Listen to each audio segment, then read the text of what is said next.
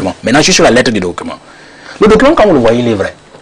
Ah bon? Avec tous les sceaux. Je vous donne un seul indice. Oui. Je vous donne un seul indice. Oui. Le numéro d'ordre.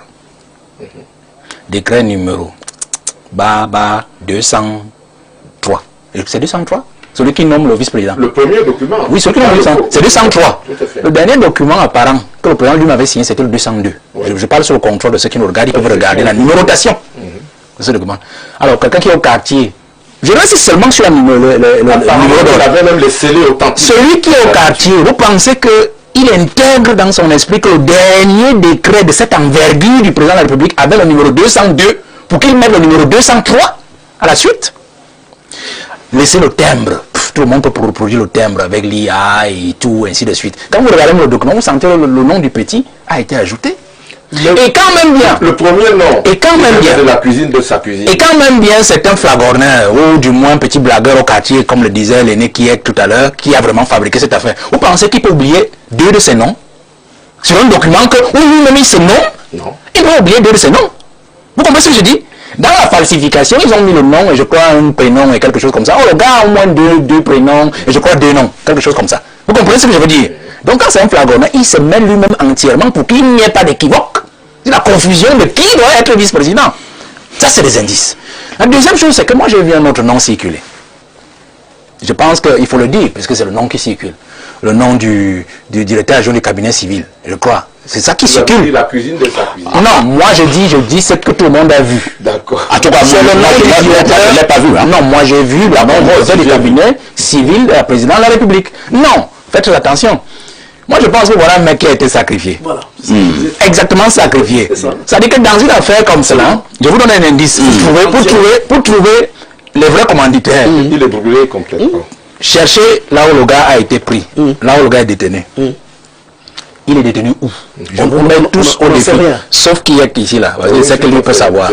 Et vous mettez tous au défi. Le gars est détenu où? La sécurité militaire. C'est quoi? C'est où? C'est quel lieu? On dit c'est la gendarmerie. Faux, professeur. À la gendarmerie nationale. De 2, dans quel service de la gendarmerie? Quel est l'enquêteur ou les enquêteurs qui le suivent? Vous avez entendu un seul écho de ce que ce bonhomme est quelque part et que sa famille même revendique sa disparition ou quoi que ce soit, ainsi de suite. Rien du tout. Jusqu'à aujourd'hui. Je vous donne des indices. Mais dites-moi, quand il partait remettre sa part de décret là, pourquoi là-bas amener la gendarmerie alors que là-bas la CIATV, je crois que c'est la police qui est prégnante. Il y a la police. C'est la police qui est prégnante, ce n'est pas la gendarmerie. À la CIATV, c'est la police qui est prégnante. C'est-à-dire que quand on parle de la sécurité directe là-bas, c'est la police. Pourquoi ne l'avoir pas amené à la police plutôt qu'à la gendarmerie? Et jusqu'à aujourd'hui, pourquoi le ministre de la Communication qui a sauté la semaine dernière pour nous dire comment le président se sent très bien, il n'est pas malade, il n'est pas hospitalisé, une affaire aussi grave comme celle-ci, qui concerne aussi le président de la République, n'est pas sorti. Pourquoi il n'est pas sorti? Non, je vous donne les indices. Je vous donne les indices pour comprendre que si vous voulez savoir quel était le nom qui était réellement derrière sur ce document, qui est cancer quelque chose, il faut plutôt chercher là où le gars se situe, du moins là il est détenu, et qui tient ceux qui les détiennent, du moins administrativement et politiquement. Interroger le silence de ceux qui les détiennent, de là où il est détenu. Alors c'est un silence très bavard, qui en fait indique clairement les choses telles qu'elles sont aujourd'hui. Donc je ne voudrais pas que les Camerounais pensent que aujourd'hui, quand on parle de ce vrai faux décret, non, c'est un vrai décret. Et je vous laisse le dernier indice, je sors par là.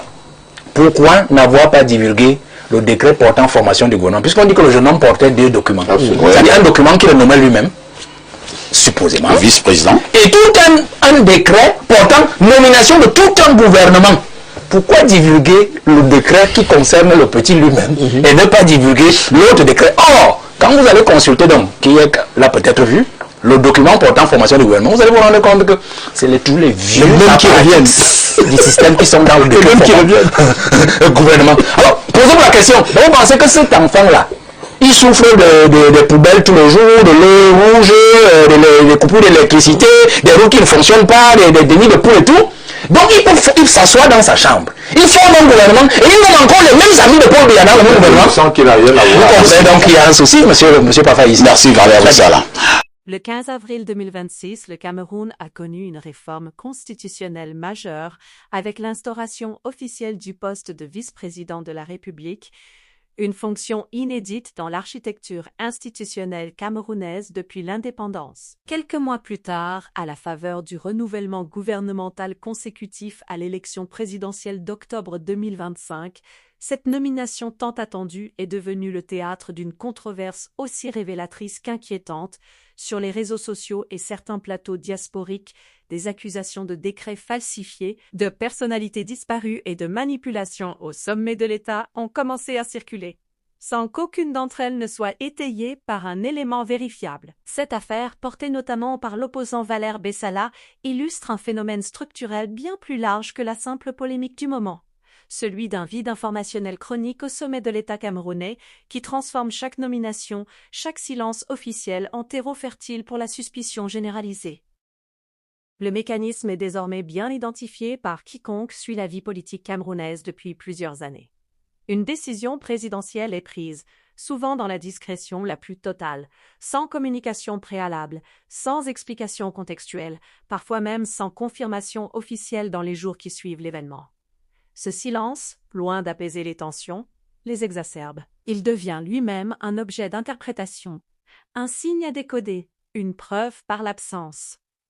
Bessala, dans son intervention, a explicitement théorisé cette logique en affirmant qu'un silence qui en fait indique clairement les choses. Cette inversion de la charge de la preuve, où l'absence de communication devient elle-même une preuve de dissimulation, est devenue un réflexe quasi systématique dans le débat public camerounais, qu'il s'agisse de la santé du chef de l'État, des arbitrages internes au sommet de l'appareil sécuritaire ou désormais de la nomination à ce nouveau poste de vice-président. Il faut s'arrêter un instant sur les raisons structurelles de ce phénomène, car elles ne tiennent pas uniquement à la défiance politique d'une opposition envers le pouvoir en place.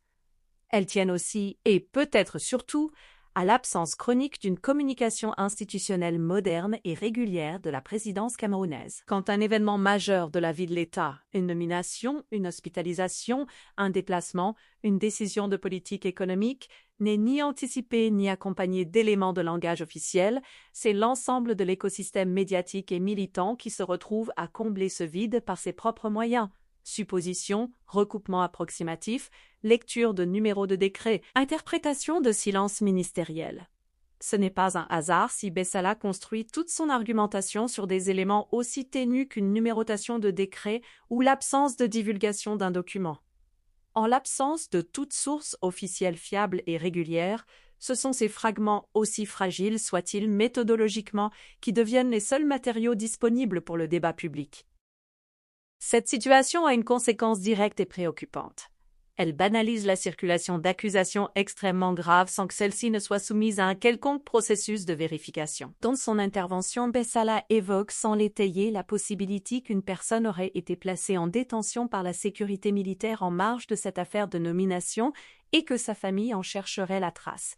Une telle allégation, si elle devait être confirmée, relèverait d'une gravité exceptionnelle, touchant directement aux libertés individuelles et à l'état de droit. Mais elle est ici formulée sous forme d'indices, de sous-entendus, sans nom, sans date précise, sans source vérifiable, et c'est précisément cette absence de rigueur qui doit alerter, car le risque n'est pas seulement que l'accusation soit fausse, le risque est que, vraie ou fausse, elle circule désormais comme un fait acquis dans l'opinion publique camerounaise et diasporique, simplement parce qu'elle a été énoncée sur un plateau avec assurance.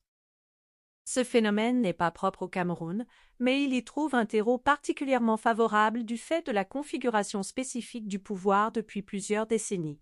Un exécutif peu enclin à la transparence procédurale, une presse nationale sous contrainte qui peine à mener des enquêtes contradictoires indépendantes et une diaspora politiquement mobilisée mais souvent privée d'accès direct aux sources institutionnelles.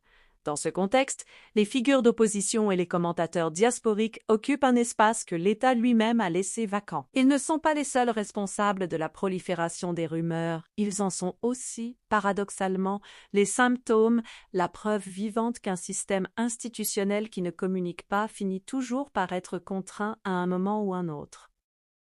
La nomination du vice-président aurait pu et aurait dû être un moment de clarification institutionnelle majeur pour le Cameroun, l'occasion de démontrer la solidité du nouveau dispositif constitutionnel adopté en avril 2026. Elle est devenue, à l'inverse, un nouvel épisode de cette zone grise informationnelle où se mêlent inextricablement faits avérés, rumeurs non vérifiées et accusations graves invérifiables. Tant que les institutions camerounaises continueront de fonctionner sur ce mode du silence et de la communication a posteriori, ce type de controverse continuera de se reproduire à chaque nomination, à chaque absence prolongée, à chaque document qui tarde à être rendu public. La véritable question que pose cette affaire n'est donc pas de savoir si Valère Bessala dit vrai ou faux sur tel ou tel détail du décret contesté, elle est de savoir combien de temps encore l'État camerounais pourra se permettre de gouverner dans cette opacité, avant que le doute systématique ne devienne la norme absolue du rapport entre les citoyens et leurs institutions.